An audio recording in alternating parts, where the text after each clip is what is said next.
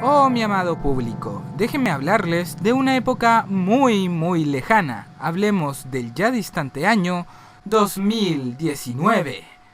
Eran tiempos distintos, la gente estaba más dispuesta a salir y aún no se instauraba esa moda loca de las mascarillas.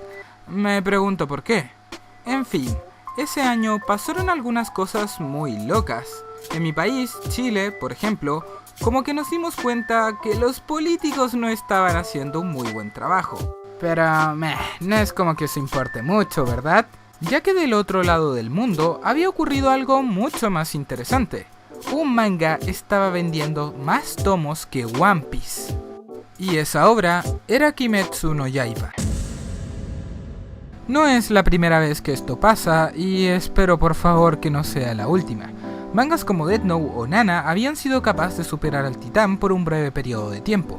Sin embargo, One Piece había estado ostentando el primer lugar en ventas por más de una década, por lo que cuando esto pasó, muchos se sorprendieron. Recuerdo que cuando me topé con esta noticia, la fidelidad de los datos estaba siendo puesta en duda, y es porque varias páginas se apresuraron a entregar información falsa. Pero resultó ser verdad.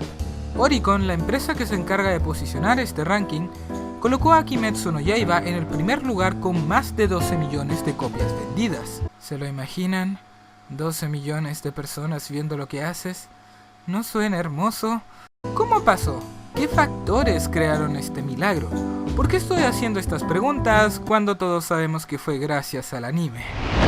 Que un manga reciba un plus de popularidad gracias a su anime no es nada raro. Es casi una norma habituada en la industria. No lo digo yo, lo dice la ciencia. Pero aquí resultó que las cosas salieron un poquito demasiado bien. Ufotable, el estudio encargado de la adaptación, supo potenciar todos los elementos que hacían bueno a este manga.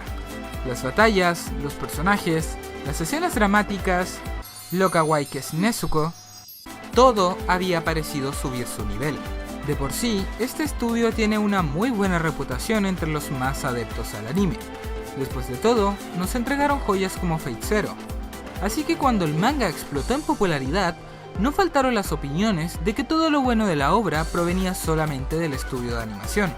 Y si bien es una lectura entendible, porque admitámoslo, algunos fotogramas por sí solos dan para colgarlos en tu habitación, el manga tiene más méritos artísticos de los que se ven a simple vista. Como ya dije anteriormente, el anime potenció varios de los aspectos del manga, tanto a un nivel visual como de trama. Pero por supuesto, si no hubiera algo valioso que potenciar, Kimetsu no hubiese destacado tanto como lo hizo. Así que he decidido ponerme manos a la obra y empezar a encontrar los puntos destacables del apartado artístico del manga de Koyoharu Gotoge. Además de sus waifus, claro está. Bien, antes que nada, es importante identificar dónde este manga pone sus prioridades. A diferencia de otras obras shonen como One Piece, Hunter x Hunter o Naruto, Kimetsu no Yaiba posee méritos más simples, tanto en su arte como en su historia. Me explico. Otras obras invierten mucho tiempo en la construcción de su universo, diseñando paisajes muy imaginativos o flora y fauna propia. Pero, salvo por la fortaleza de Muzan, el resto de los ambientes en Kimetsu son bastante normales y todos están regidos ante el contexto histórico de la época Meiji. Así que no hay diseños muy imaginativos por parte de los fondos, ni algún tipo de mística o misterio en su mundo. Sin embargo, debo decir que no es necesario exigirlo, porque la trama en cada saga tiende a ser muy directa. Los protagonistas llegan a un lugar, localizan al demonio de turno y a pelearse a dicho.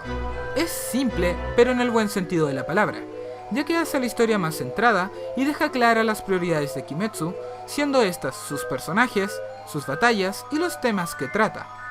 En este último sentido, debo decir que el arte hace un buen trabajo al darles identidad a todos estos.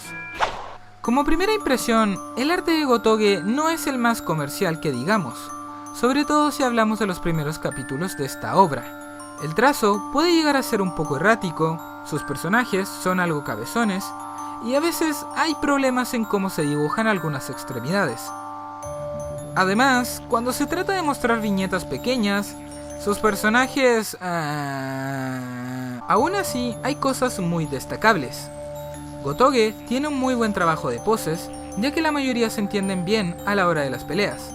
Y pese a no ser las más detalladas o pulcras en términos anatómicos, muchas de las expresiones de sus personajes transmiten bastante emoción en los momentos indicados. Son dos elementos muy valiosos a la hora de crear una obra centrada en las batallas. Y debo decir que Gotoge ha ido mejorando mucho de su arte a lo largo de esta serialización. En preparación para este video, me leí Kagarigari y Hae ni wa no Zigzag, ambos one-shots previos a Kimetsu no Yaiba. Y oh Dios, se nota que Gotoge ha progresado mucho como dibujante y narrador. Kagarigari es muy críptico y sus batallas apenas se entienden.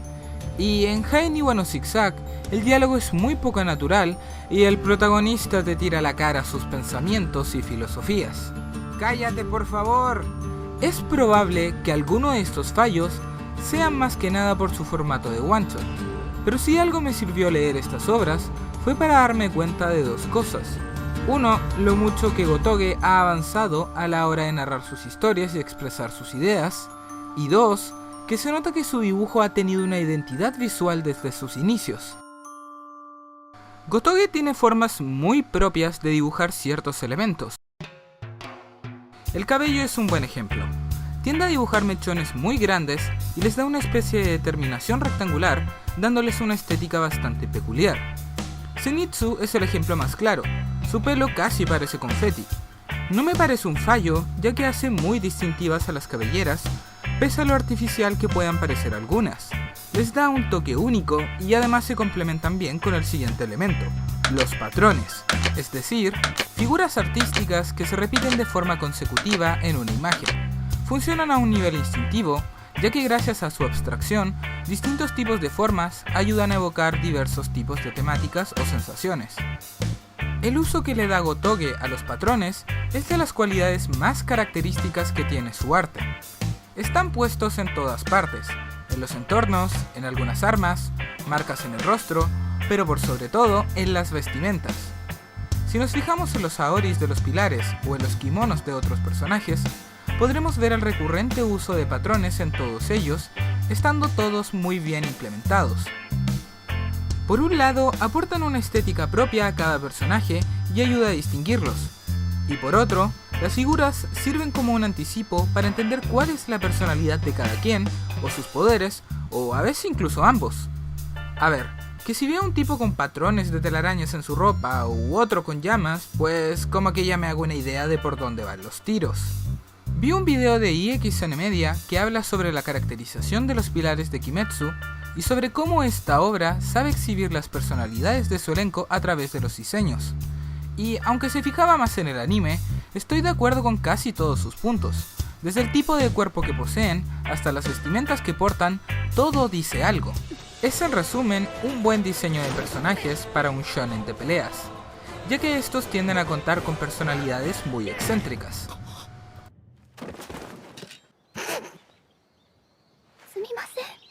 Pero, esperen, metámonos un poco en ese ámbito. ¿Qué tal lo hace Gotoge al momento de las peleas? Pues... bastante bien, de hecho. A ver, definitivamente su mejor versión reside en el anime, porque miren esto. ¡Wow! ¡Wow! ¡Wow! Sin embargo, el manga tiene muy buenos toques cuando se trata de la acción. Me explico. Las batallas en Kimetsu se bifurcan en dos estilos de combate, según el bando al cual pertenecen. Los demonios poseen de todo. Algunos modifican el entorno, otros se basan en un combate más físico, ya sea con armas o cuerpo a cuerpo, y como no, algunos tienen poderes que consisten en crear o manipular algún elemento como hilos o fuego. Teniendo esto en cuenta, y volviendo un poco al tema de los personajes, debo decir que Gotoge ha sabido crear diseños tanto llamativos como grotescos para varios de sus antagonistas y combinarlos con la temática de sus poderes para que todos parezcan más allá de lo humano. Esto es importante porque el autor quiere trazar una clara línea entre aquellos que han sabido vivir de manera más virtuosa y aquellos que han sucumbido ante las tentaciones de ser un demonio. Por lo tanto, cuando nos pasamos al bando de los cazadores de demonios, la cosa cambia. Salvo contadas excepciones, la mayoría usan espadas, Por ende, para darle más variedad a los estilos de combate de cada personaje, Gotoge explota mucho el recurso de la línea dinámica. Esta última es aquella que se utiliza para transmitir movimiento. Mangas como Hime no Ippo son excelentes en este aspecto.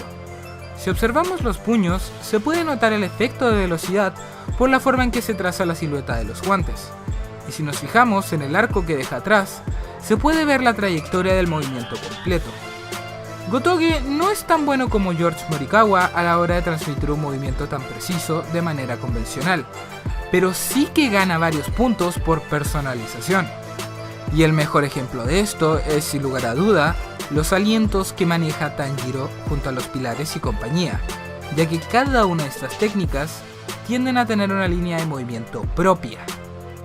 Los ataques de Inosuke, por ejemplo, usan un trazo con pequeñas puntas simulando una especie de sierra, recreando de esta forma más el efecto de un desgarre que de un corte.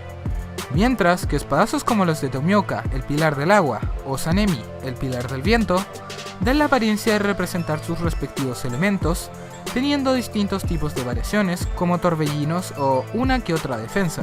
Es una decisión estética simple, pero que permite personalizar mucho los ataques y aportarles gran dinamismo, ya que la trayectoria juega un papel importantísimo en este último punto.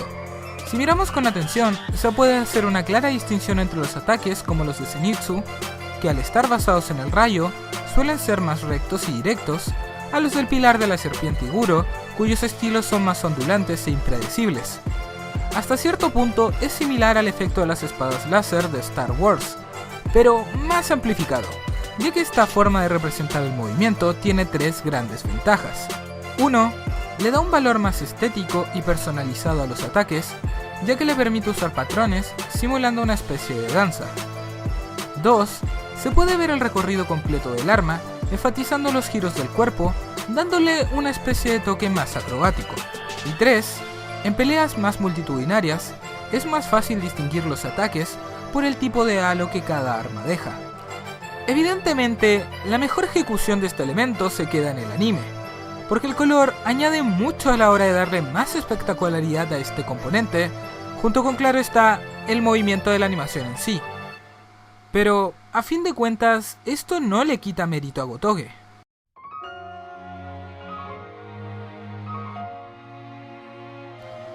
Kimetsu no tendrá el estilo más anatómicamente detallado o los fondos más vistosos, pero su arte tiene algo que muchos mangas no tienen: identidad y puntos muy sólidos.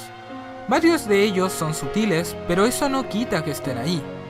Y no se confundan, no pienso que Gotoge sea uno de los grandes artistas del manga actualmente, porque creo que su arte aún está desarrollándose, igual que el mío, igual que el de varios.